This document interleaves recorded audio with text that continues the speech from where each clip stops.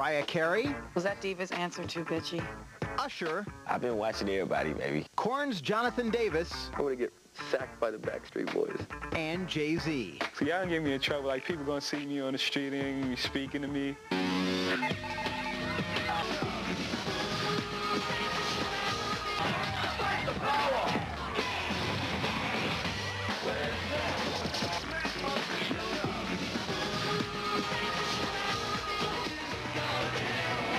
'98's felt like a pretty good year, I guess.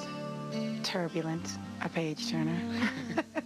I'd give my all to have just one more night with you. You know, I did the Divas thing and singing with Aretha Franklin.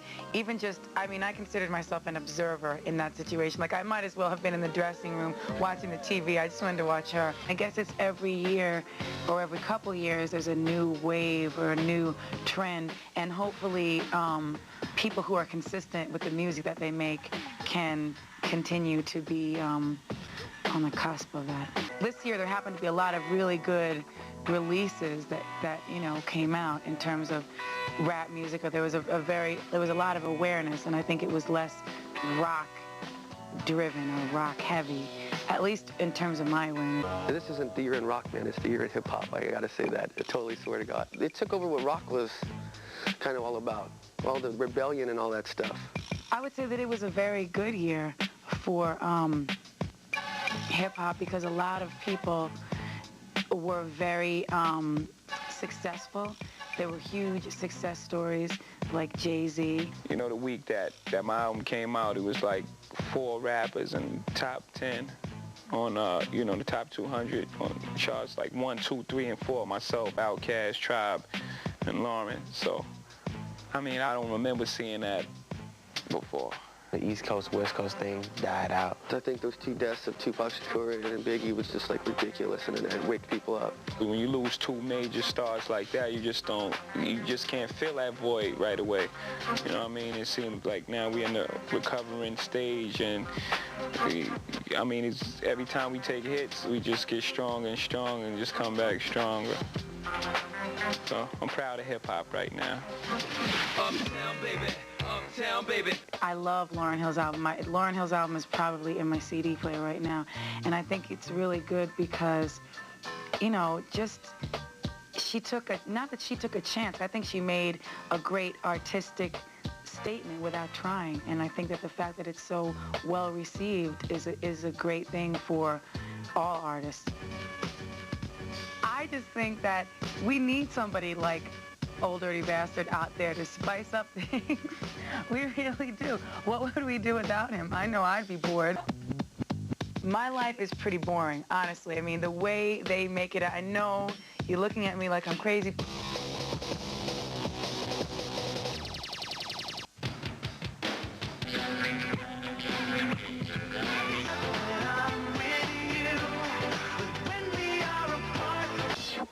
If I'm not out at the same time as Celine Dion, I might have a #1 pop single, right? She became like some bad girl now. Like, I don't know. What's her new deal? She like left Tommy and she's like alive now. And every time I see her on the news or whatever, she's just partying. Just going, free! My life is pretty boring, honestly. I mean, the way they make it, I know you're looking at me like I'm crazy, but my life is really pretty standard, literally. Flashing skin and a grin, Mariah glided to another #1 single with My All and teamed up with Jermaine Dupri for Sweetheart, featured on her much-promoted #1s collection. That record would be just one of the many high-profile CDs released on November 17th, Super Tuesday, which also featured product from Method Man, Jewel, and Garth Brooks. Mariah's record would sell more than 200,000 copies its first week, thanks in part to a duet with another Super Tuesday artist, Whitney Houston. Word, them 2 on the same record right there, and they sound great together. We really kind of clicked and we really got along well. I think that surprised a lot of people. But the thing is, we have kind of similar sense of humor. Nice dress. Fortunately, I come prepared for situations like this. Try it on me! People like to think the worst before they think the best. We're going to give you the best first. We get along great, we made a great record, and we're friends. It's good. So who gets top billing on the record? We'll see. Whitney and Mariah ended up sharing top billing on the record, part of Houston's hectic end of '98. Whitney recorded My Love Is Your Love in just 6 weeks, with its Prince of Egypt theme song concluding a year dizzy with diva-fied soundtracks. Soundtracks really are a very strong force in music today. I think people fall into the sentiment of the movie, you know, and so a lot of times songs that might not have made it so far get that much of an even bigger push. My heart will go on and I might be a sucker. I'm a big old puss or something, but I dug that movie. I was like, ooh, that movie there. Oh, God, I was teary-eyed. God, I'm a man. I can have feelings. I cry at everything, so you can't use me as a barometer for whether or not I cried at Titanic. Some people say to me that diva is like attitude or something. Is it true? It's a standard thing to do, to call people divas and to lump everybody together. I don't know if it's a good thing or not a good thing. I have no idea what it means. And I don't think anybody really minds that much, but it's getting a little, you know, it's a little overdone at this point. We lost some really talented singers this year. Any deaths particularly touch you? I was in London when Frank Sinatra passed away, and I remember it was just a really sad day. He did so much with his life and his career that I think that we should all just be really celebratory of his achievements. We love dirt. We love to gossip. We're human beings. We like to hear what's going on in other people's lives. I mean, how could you not keep up on the scandals? You couldn't turn on the TV. I really get off into, you know, different, you know, sides of music, collaborating.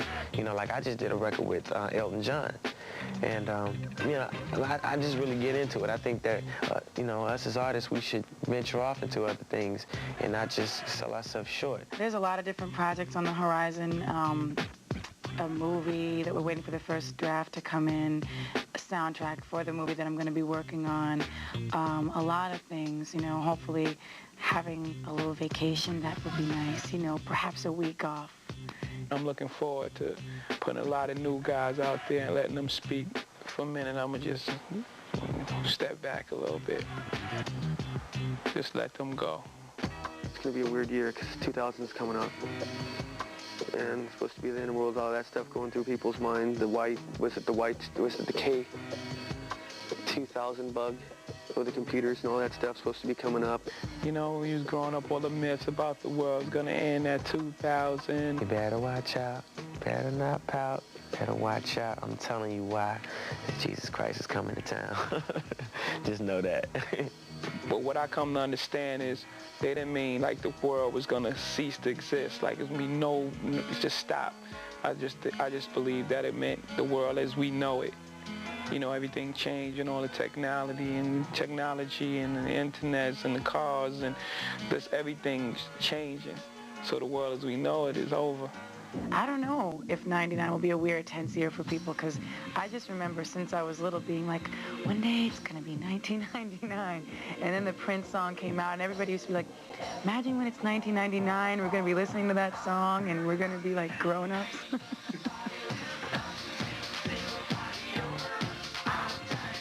Are we telling the Backstreet Boys a medal or something?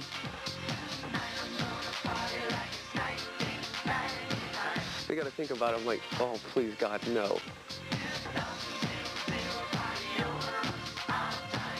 I love Titanic. I want to be in part 2.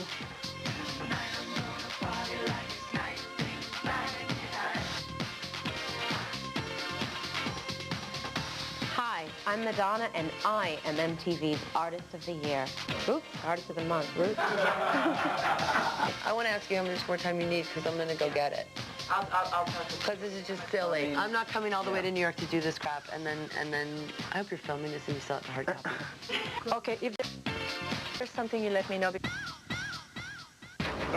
I don't want you to see my, excuse my French, but I don't want you to see my tits. Thank you.